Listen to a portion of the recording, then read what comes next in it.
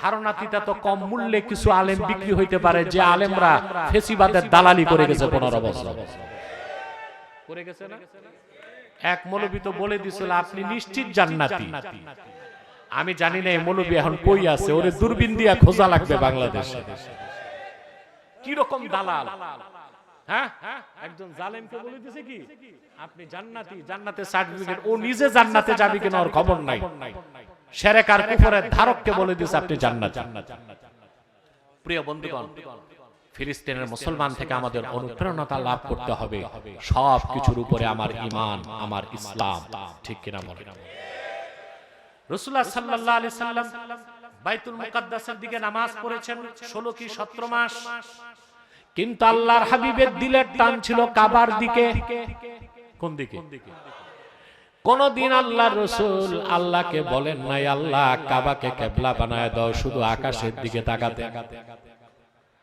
কোরআন শরীফে আল্লাহ বলেন কদ নারা তাকাল্লুবা ওয়াজহিকা ফিস সামা ফালানুওয়াল্লিয়ান্নাকা কিবলাতান তারদাহা। আল্লাহ ডেকে বলেন হাবিব আমার মুহাম্মদ সাল্লাল্লাহু আলাইহি ওয়াসাল্লাম, আপনি বারবার আকাশের দিকে তাকান, আমি আল্লাহ তা লক্ষ্য করি। আয়াত থেকে বোঝা যায় রাসূলুল্লাহ যতবার তাকাতেন রাসূলুল্লাহর নূরের চেহারা মোবারকটা আল্লাহ দেখতে ভালো লাগতো। রাসূলুল্লাহ সাল্লাল্লাহু আলাইহি ওয়াসাল্লাম মদিনা শরীফে মসজিদ নববী থেকে 7 কিলোমিটার দূরে একটা মসজিদ আছে, মসজিদ জুল কিবলাতাইন। ওখানে আসর নামাজ পড়তেছিলেন সাহাবায়ে কেরামকে নিয়ে। দুই কিবলার মসজিদ, হাজী সাহেবরা দেখছেন না? মসজিদ জুল কিবলাতাইন। ওখানে আসর নামাজে 2 রাকাত হয়েছে, আল্লাহ ওহী নাজিল করছেন ফাওয়াল্লি ওয়াজহাকা শাতরাল মাসজিদিল হারাম। হাবিব আমার মুহাম্মদ সাল্লাল্লাহু আলাইহি ওয়াসাল্লাম, আপনার মন যেটারে কিবলা বানাইতে চেয়েছে আমি ওটাকেই কিবলা বানাই দিলাম। এখন আপনি আপনার চেহারা মোবারক কাবার দিকে ঘুরায় ফেলুন। আল্লাহ রাসূল যেটা পছন্দ করলেন আল্লাহ দিন বানায় দিলেন, রাসূলুল্লাহ যা পছন্দ করলেন ওইটা আল্লাহ বদ্দিন বানায় দিলেন। আরেকটা দৃষ্টান্ত দিচ্ছি, কোরআনে কারীম আল্লাহ বলেছেন ওয়ালিল্লাহি আলান নাসি হিজ্জুল বাইতি মান ইসতাতা ইলাইহি সাবিলা। মানুষদের মধ্যে যারা মুমিন কাবা পর্যন্ত পৌঁছতে সক্ষম তাদের উপর কাবা শরীফের হজকে ফরজ করা হয়েছে। বলেন সুবহানাল্লাহ। কাবায় না গেলে হজ হবে? কথা বলে না। হজ মানে কি? হজ মানে কসদ। হজ মানে কি? কসদ, ইচ্ছা, ইচ্ছা। কসদুম মাকসুস ফি মাকানিন মাকসুস ফি ওয়াক্তিন মাকসুস। নির্ধারিত সময়ে, নির্ধারিত জায়গায়, নির্ধারিত কাজ, এর নাম হজ। এর নাম কি? হজ। আমাদের দেশে কিছু মানুষের ভুল ধারণা আছে, পীরের বাড়ি গেলে কোন বড় সমাবেশে গেলে মনে করে যে হজের সওয়াব, এতে ঈমান নষ্ট হয়ে যাবে। হজের কোনো বিকল্প নাই, হজের কোনো তুলনা নাই। আছে এই সব আজে বাজে কুফরি কথা, ঈমান বিধ্বস্তি কথা কখনো আমরা বলবো না। তা আল্লাহ বলেন হজ হচ্ছে কাবার। হজ কি? আপনাদের কাছে আমার প্রশ্ন, হজের দিন 9 তারিখ, জিলহজ মাসের 9 তারিখ হজের দিন, একজন হাজীও কি কাবার প্রান্তরে থাকে? কোথায় থাকে? আরাফার ময়দানে থাকে। তার কারণ আল্লাহ রাসূল সাল্লাল্লাহু আলাইহি ওয়াসাল্লাম বলেছেন আল হাজ্জু আরাফা, হজের সবচেয়ে বড় কাজ আরাফাতে অবস্থান। সেটাকেই আল্লাহ তাআলা হজের 3 ফরজের বড় ফরজ বানায় দিয়েছেন। রাসূলুল্লাহ যা আদেশ করছেন ফরজ হয়ে গেছে, তিনি যা নিষেধ করছেন হারাম হয়ে গেছে, তিনি যা পছন্দ করছেন দিন হয়ে গেছে, তিনি যা অপছন্দ করছেন দিন থেকে বের করে দিয়েছেন আল্লাহ। তার মানে রাসূলুল্লাহর ইক্তেদা, রাসূলুল্লাহর ইতাআত, ওনার ইত্তেবা তাই হচ্ছে ইসলাম, এর বাইরে কোনো ইসলাম নাই। আল্লাহর হাবিব মুহাম্মদ সাল্লাল্লাহু আলাইহি ওয়াসাল্লাম আল্লাহর পক্ষ থেকে যে দ্বীন এনেছেন তা বিশ্বাস করে তিনি যে শরীয়ত রেখে গেছেন, যে জীবন বিধান রেখে গেছেন, যে সুন্নাত রেখে গেছেন, জীবনের সকল ক্ষেত্রে সেই সুন্নাহের, সেই দ্বীনের অনুসরণের মধ্যেই আপনার মুক্তি, নাজাত এবং আল্লাহকে পাবেন। এর বাইরে আল্লাহকে পাওয়ার কোনো সুযোগ নাই। কথাগুলো বুঝতে পারলাম? এবার আসেন, রাসূলুল্লাহর অনুসরণের বাইরে কোনো ইসলাম আছে বাংলাদেশে যারা সুফিবাদী কি আর কিছু বুদ্ধিজীবী আছে, এরা ইসলাম শিখছে কোরআন হাদিস থেকে না, পশ্চিমারা যা শিখাই দিছে ওইভাবে ইসলাম শিখছে। তো পশ্চিমা ইহুদি খ্রিস্টানরা নিজেরাই তো ইসলাম বুঝে না, তো ওরা এদেরকে যে পড়াইছে থিওলজি, ধর্মতত্ত্ব, ওই ধর্মতত্ত্বে কি ইসলামের সঠিক জ্ঞানটা দিছে তাদের? কথা বলেন। আমাদের দেশে যারা ফিলোসফি, দর্শন আর থিওলজি, ধর্মতত্ত্ব পড়ছে ইউরোপ আমেরিকায়, এই সবগুলোর মাথা পচে গেছে, কারণ পশ্চিমারা তাদেরকে তাদের মতো করে ইসলামের ভুল ব্যাখ্যা শিখাই দিছে। ইসলাম চিনতে হবে কোরআন থেকে। এইসব বুদ্ধিজীবীরা টক শোতে যে মাঝে মধ্যে বলে যে আমরা সুফিবাদী ইসলাম মানি। নাউজুবিল্লাহ। তাহলে কি ইসলামের ভার্সন আছে, প্যাটার্ন আছে? কথা বলে। ইসলামের কোনো ভার্সন নাই, ইসলামের কোনো প্যাটার্ন নাই। মানুষ যেটা বানায় সেটার ভার্সন থাকে। ইসলাম তো মানুষ বানায় নাই, আল্লাহ কর্তৃক প্রেরিত, রাসূলুল্লাহ কর্তৃক আনিত। দিন ইসলামের কোনো ভার্সন নাই, কোনো প্যাটার্ন নাই। দিন ইসলাম একটাই। মুহাম্মদ সাল্লাল্লাহু আলাইহি ওয়াসাল্লাম ১৫০০ বছর আগে আল্লাহর পক্ষ থেকে যে দ্বীন এনেছেন সেটাই ইসলাম। ওই ইসলামের কোনো ভার্সন নাই, কোনো প্যাটার্ন নাই। ইসলাম ভাগ করা যায় না। মুসলমান ভাগ হতে পারে, ইসলামের কোনো ভাগ নাই। আছে এই যে বলে পলিটিক্যাল ইসলাম মানে রাজনৈতিক ইসলাম, রেডিক্যাল ইসলাম, তারপর বলে সুফিবাদী ইসলাম। ইসলামের কোনো ভাগ নাই, ইসলাম একটাই। এবং ইসলাম ১৫০০ বছর আগে বিজয়ী হয়ে গেছে। কোন ব্যক্তি, কোন গোষ্ঠীর বিজয়ের সাথে ইসলামের বিজয়ের কোনো সম্পর্ক নেই। মনে থাকবে? প্রিয় বন্ধুগণ, এবার আসুন যে কথাটা আমি শিক্ষা হিসেবে আপনাদেরকে দিয়ে আলোচনা সমাপ্ত করতে যাচ্ছি ইনশাআল্লাহ। আমার দিকে তাকান। পৃথিবীতে তো অনেক ধর্ম আছে, আছে না? কারণ আপনি বলতে পারেন আমি মুসলমান, রাসূলুল্লাহর উম্মত, ইসলামকে মানি। তবে ইসলাম ছাড়া অন্য ধর্মে ভালো কিছু যদি থাকে নিতে সমস্যা কি? আপনি একটু বিশৃঙ্খলা করতেছেন মিয়া সাহেব, এত তাড়াহুড়া আপনি ঢুকছেন কেন মাঠে? বাকিরা বসেন না, বসেন না, একটু মুনাজাতের আগে বসে যান। মা বোনেরা একটু দূরে থাকবেন, আপনারা আপনাদের পর্দার ভিতরে থাকাটাই শোভনীয়। এই দিক তাকান, মনোযোগ দেন। একটা স্লোগান বাংলাদেশে শুনবেন, বাংলাদেশে কিছু মোটিভেশনাল স্পিচার আছে। মোটিভেশনাল স্কলার, স্কলার, স্কলার তো না, স্ক্রু ড্রাইভার। এরা মাঝে মধ্যে বক্তব্য দেয় no east no west, Islam is the best. Slogan তো সুন্দর কিন্তু ফাঁক আছে। কি আছে? অর্থাৎ ইসলাম সর্বশ্রেষ্ঠ, তাহলে বোঝা যায় কম শ্রেষ্ঠ আছে। কথা বল না, স্লোগান হবে no east no west, Islam is the best, Islam is last, Islam is fully completed and selected by almighty Allah. ইসলাম পরিপূর্ণ, ইসলাম শুরু, ইসলাম শেষ।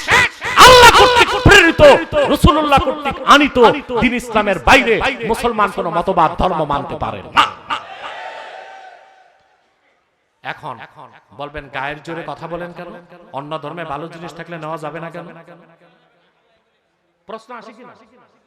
আমি একটা দলিল দিচ্ছি আর একটা যুক্তি দিচ্ছি। আমি যুক্তি টুক্তি জানি, কিন্তু আমি যুক্তিবাদী না, যুক্তিতে বিশ্বাসী না। আমি মনে করি ১,০০,০০০ যুক্তি এক পাল্লায় দিল, কোরআন হাদিসের একটা দলিলের ওজন হবে না। হবে?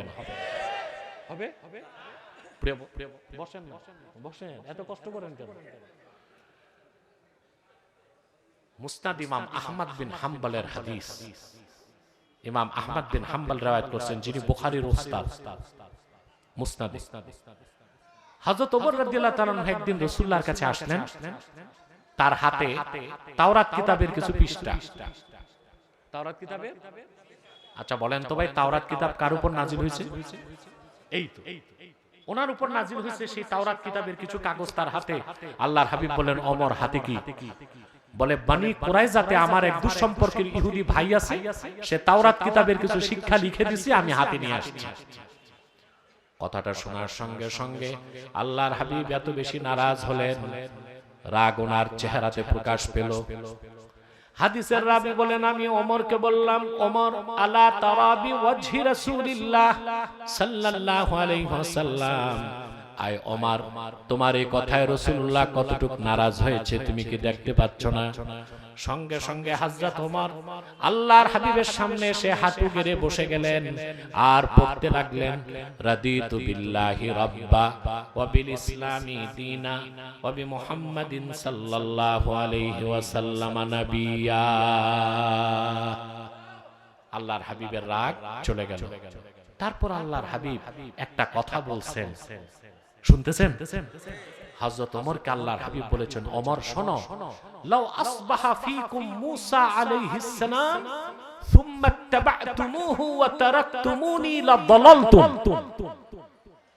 ওমর, এখনো যদি নবী মুসা বেঁচে থাকতো আর তোমরা যদি আমার অনুসরণ বাদ দিয়া তার অনুসরণ করতা, তোমরা পথভ্রষ্ট হয়ে যেতে। আহমদ সাল্লাল্লাহু আলাইহি ওয়াসাল্লামের অনুসরণ বাদ দিয়া তারও মুক্তির কোনো ব্যবস্থা থাকতো না। আল্লাহু আকবার। তাহলে কি হলো? শুধু ইসলাম মানতে হবে আপনাকে যদি আপনি রাসূলুল্লাহর উম্মত হতে চান। এর বাইরে কোন ধর্ম তন্ত্র মতবাদ থেকে কিছু নেওয়া যাবে না। এখন একটা যুক্তি দেই, যুক্তি বিশ্বাস করেন? কথা বলেন। আগে দলিল পরে যুক্তি। কথা বলেন। আগে দলিল পরে কি যুক্তি? ওটা থাকলে থাকুক, না থাকলে নাই। মূল হচ্ছে কি দলিল। আপনারা ওষুধ খান না? ওষুধ খান না? আরে লামা ঝাবিরা তো বলে ওসিলা ধরা শিরক, তো ওষুধ খান কেন? আল্লাহ তো ভালো করে, ওষুধের দরকার কি? আসলে ওসিলা দুই প্রকার, এটা বুঝে না। একটা ওসিলা তাআব্বুদিয়া, ওইটা শিরক, আর একটা ওসিলা সাবাবিয়া, ওটা শিরক না। লামা ঝাবিদের ফতোয়া মানলে তো ঈমানও থাকবে না। যাক, ওটা আরেক বিষয়, যাচ্ছি না ওই দিক। যে কথা বলছিলাম, ওষুধ খান, মেয়াদ দেখেন ওষুধের।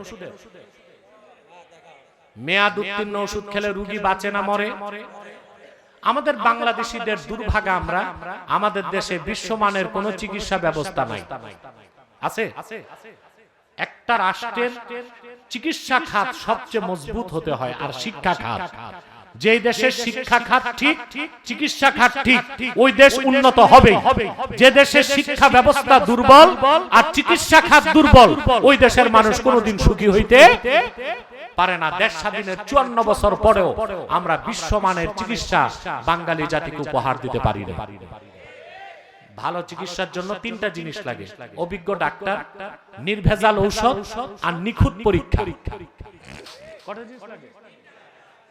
আমাদের দেশে একটাও নাই। অভিজ্ঞ ডাক্তার আছে কম, এগুলো বড় বড় হাসপাতালেই বসে থাকে, গরিব যাইতেও পারে না টাকার জন্য। তারপর আমাদের ওষুধ হচ্ছে সব ওষুধ যে খান আপনারা, এখানে র ম্যাটেরিয়াল কম, অধিকাংশ হচ্ছে পাউডার। আর যেগুলো একদম ভেজাল ওষুধ, মেড ইন জিনজিরা, ওগুলো তো আটা আর ময়দা ছাড়া কিছু নাই। আর আমাদের যন্ত্রের কি অবস্থা, যেগুলো দিয়ে পরীক্ষা করে ডাক্তাররা, এই যন্ত্রগুলো এক একটার দাম কত জানেন? এই যে এমআরআই মেশিন, একটা MRI machine German made cement কোম্পানির, এটার দাম 22 কোটি টাকা। বাংলাদেশে এমন বহুত হসপিটাল আছে যা বানাইতেই লাগছে 2 কোটি। তো 22 কোটির যন্ত্র কোথায় পাবে? কথা বলেন। পিছনে আওয়াজটা বন্ধ করুন। এটা আসলে কি জানেন? জার্মান থেকে মেশিনটা আগে যায় সিঙ্গাপুর, ওইখানে চলে 12 বছর। কত বছর? তারপর ওটা যায় থাইল্যান্ড, ওইখানে চলে 12 বছর। 26 বছরের পুরান মেশিন বাংলাদেশিরা কিনে আনে। এটা দিয়া কি পাবে? টেস্ট করে কিছু পাবে? এক শিল্পপতি কাছে, ডাক্তারের কাছে এমআরআই করে ডাক্তার বলছে আপনার ফুসফুসের ভিতরে তেলাপোকা ঢুকছে। এখন রোগী তো চিন্তায় পড়ে গেছে, ফুসফুসের ভিতরে তেলাপোকা ঢুকলো কোন ফাঁক দিয়ে? শিল্পপতি তো পয়সা আছে, তো গেছে সিঙ্গাপুর মাউন্ট এলিজাবেথ, ওখানে পরীক্ষা করে ডাক্তার হাসে, তোমার দেশের ডাক্তাররা কি খাইয়া পড়াশোনা করছে? বলে কেন স্যার? বলে ফুসফুসে তেলাপোকা না, এমআরআই মেশিনে তেলাপোকা ছিল।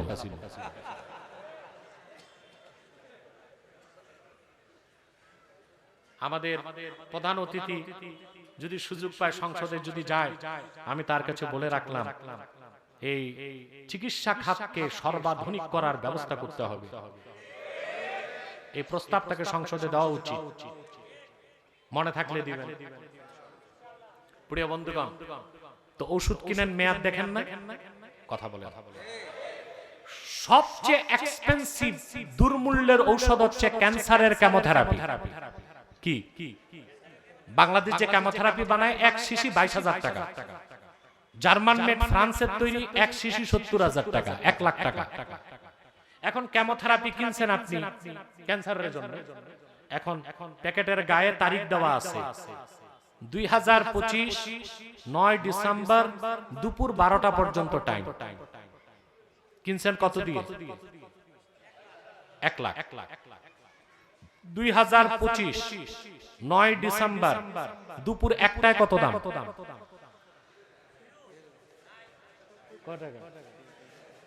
1 টাকা দিয়েও কেউ কিনবে? কারণ ডেট এক্সপায়ার্ড, তারিখ চলে গেছে, মেয়াদ উত্তীর্ণ। যত দামি হোক মেয়াদ উত্তীর্ণ ঔষধ খাওয়া যায় না।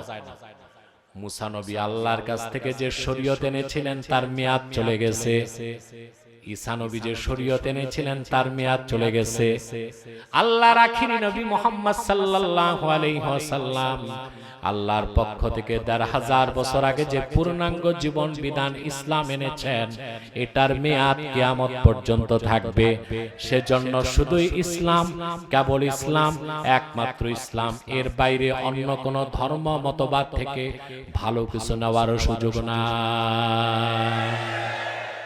আল্লাহর নির্দেশ, কুল ইন কুনতুম তুহিব্বুনাল্লাহ ফাত্তাবিউনি ইউহিব্বুকুমুল্লাহ ওয়া ইয়াগফির লাকুম যুনুবাকুম ওয়াল্লাহু গফুরুর রহিম। সাদাকাল্লাহুল আযীম ওয়া সাদাকা রাসূলুহুন নবিয়ুল কারীম ওয়া নাহনু আলা যালিকা মিনাশ শাহিদিন ওয়াশ শাকিরিন আলহামদুলিল্লাহি রাব্বিল আলামিন। প্রিয় বন্ধুগণ, সময় কত দেখো তো? শোনো, বেশি বকবক করবা না। তোমরা ৩-৪ ঘন্টা ওয়াজ শুনো আর কিছু মনে রাখতে পারো না। আমরা 101 ঘন্টা যে বক্তব্য কোরআন শরীফ থেকে দিছি এটা আমল করতে তোমার সারা জীবন লাগবে। আমরা সময় দেখব না, আমরা দেখব কথা কি হলো। কোনটা দেখব? কথা বলার দুইটা নীতি, একটা হচ্ছে কম সময়ে বেশি কথা, আর একটা বেশি সময়ে কম কথা। কোনটা ভালো? কম সময়ে বেশি কথা। আমাদের সময়ও বেশি হয়েছে, কথাও বেশি হয়েছে, ঠিক কিনা? আমি বিদায় লগ্নে কয়েকটা কথা আপনাদেরকে বলে দিচ্ছি ভাইরা। আপনার এখানে বিভিন্ন দলমতের লোক আছেন না?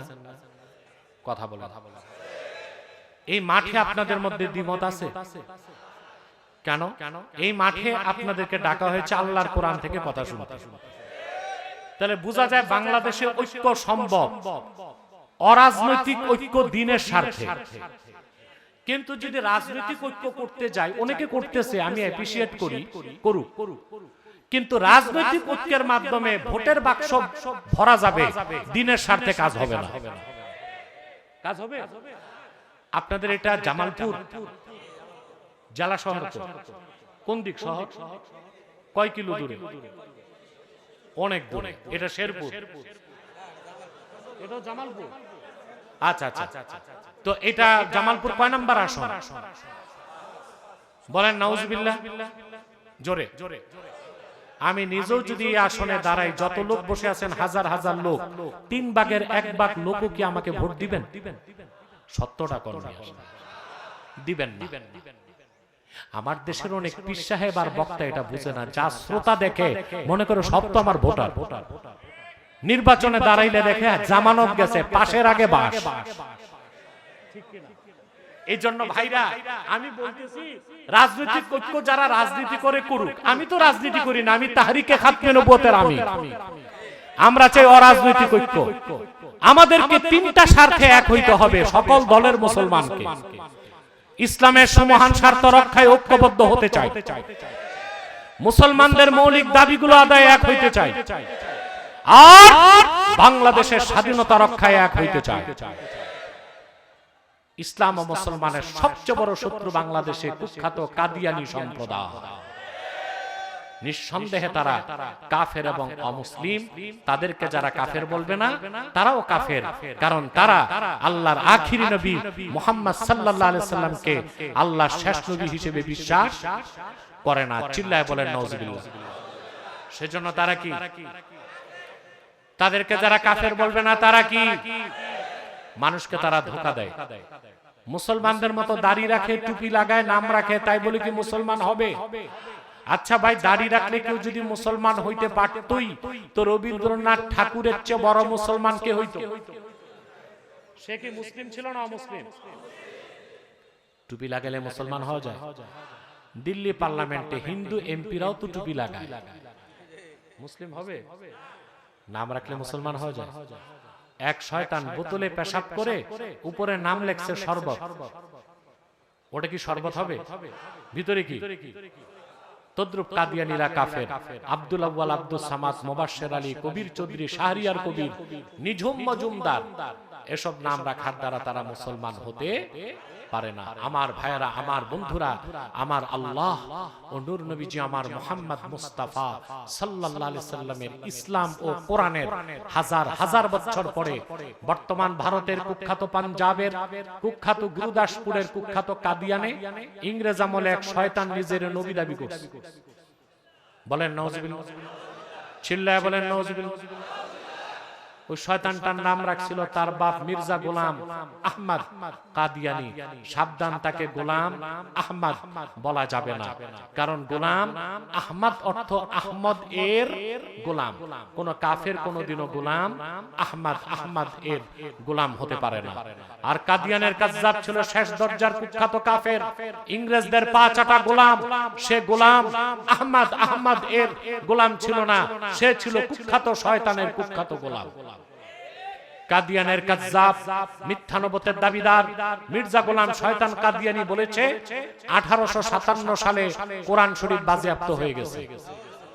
চিল্লায় বলেন নাউজুবিল্লাহ। কাদিয়ানের কাজ্জাব, মিথ্যা নবুয়তের দাবিদার, ইংরেজদের পা চাটা গোলাম মির্জা গোলাম শয়তান কাদিয়ানীর উপর গজব এসেছে 1908 সালে। যখন গজব এসেছে, কাদিয়ানের কাজ্জাব, মিথ্যা নবুয়তের দাবিদার, ইংরেজদের পা চাটা গোলাম মির্জা গোলাম শয়তান কাদিয়ানী 1908 সালে ধ্বংস হয়ে কুখ্যাত জাহান্নামের কুখ্যাত কুকুরে পরিণত হয়েছে। তার অনুসারীরাও ধ্বংস হয়েছে। বর্তমানে কিছু কাদিয়ানী বাংলাদেশে আছে। এই পর্যন্ত তারা 100 আস্তানা করে ফেলছে। নাউজুবিল্লাহ বলবেন। নাম পরিবর্তন করে করে মিথ্যা পরিচয় দেয়। কখনো নিজেদের পরিচয় দেয় আহমদী জামাত, কখনো বলে আহমদিয়া জামাত, কখনো বলে আহমদী সম্প্রদায়, কখনো বলে আহমদিয়া সম্প্রদায়, কখনো বলে আহমদী মুসলিম জামাত, কখনো বলে আহমদিয়া মুসলিম জামাত। সাবধান, যত কাদিয়ানী ছিল আছে থাকবে, তারা কেউ আহমদী জামাত নয়, আহমদিয়া জামাত নয়, আহমদী সম্প্রদায় নয়, আহমদিয়া সম্প্রদায় নয়, আহমদী মুসলিম জামাত নয়, আহমদিয়া মুসলিম জামাত নয়, তারা শয়তানি জামাত, কুখ্যাত জাহান্নামের কুখ্যাত কুকুরের দল।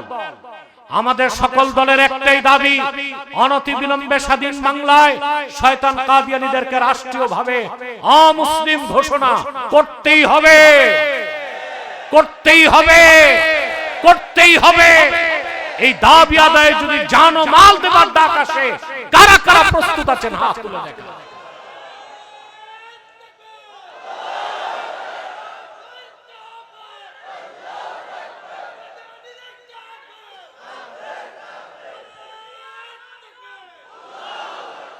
প্রিয় বন্ধুগণ, প্রিয় বন্ধুগণ, বাংলাদেশে হিন্দু বৌদ্ধ খ্রিস্টান আছে না? তাদের বিরুদ্ধে মিছিল করি আমরা। কি পরিচয় আছে? অমুসলিম। আমাদের কোনো সমস্যা নাই। হিন্দু বৌদ্ধ খ্রিস্টান তাদের উপাসনালয়কে কি মসজিদ বলে?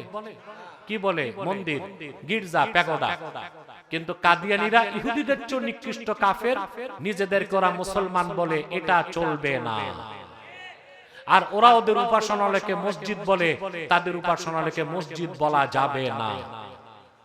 কথা বুঝে না? সরকারের কাজ শুধু সংখ্যালঘুদের রক্ষা করা না, যে সংখ্যাগরিষ্ঠ মুসলমানের ট্যাক্সের টাকায় দেশ চলে, তাদের কথাও শোনা। শুনতে হবে না? শুনতে বাধ্য হবে, যদি আপনারা এক হইতে পারেন অরাজনৈতিক ভাবে। ঠিক আছে না? প্রিয় বন্ধুগণ, আরেকটু অমুসলিম সম্প্রদায় আমাদের যুবকদেরকে হানি ট্র্যাপের মাধ্যমে ধ্বংস করছে। এটা হচ্ছে হিজবুত তাওহীদ। এটা হিজবুত তাওহীদ না, হিজবুত শয়তান। তারা বলে নামাজ হচ্ছে ট্রেনিং, ওযু থাকলেও নামাজ হবে, ওযু ছাড়াও নামাজ হবে। আবার বলে দাজ্জাল বলতে কিছু নাই। এটা কেন বলে? দাজ্জাল হত্যা করতে কে নামবে? না, ঈসা, ঈসা ইবনে মারইয়াম। নবী পরিচয় না, উম্মত পরিচয়। তো ঈসা রুহুল্লাহ যে নামবে, এটা অস্বীকার করা কুফরি। এটা তো বলতে পারে না। বলে দাজ্জালই তো নাই, তার মানে ঈসা নামার দরকার কি? তারপর তারা বলে ছেলে মেয়ে যদি রাজি থাকে বিয়ে ছাড়াও ফ্রি মিক্সিং লিভ টুগেদার করতে পারে। ইসলামের পরিভাষা তারা বদলাতে চায়। তারা ইসলাম বলে না, বলে ইসলাম। ইমাম বলে না, বলে এমাম। কিতাব বলে না, বলে কেতাব। এদেরকে কোনো সুযোগ দিবেন না, পেলে উত্তম মধ্যম দিয়া পুলিশের হাতে তুলে দিবেন। আরেকটি অমুসলিম সম্প্রদায় আমাদের স্বাধীনতায় হাত দিতে চাচ্ছে, এটা হচ্ছে খ্রিস্টান মিশনারিদের ঈসাই জামাত। আপনাদের সরিষাবাড়ি এলাকায় এদের ব্যাপক উৎপাত বেড়ে গেছে। সরিষাবাড়ি, জামালপুরে, সরিষাবাড়িতে আমার কাছে খোঁজ আছে। এটা হচ্ছে খ্রিস্টানদের গোপন দল। 1978 সালে বাংলাদেশে ঢুকছে।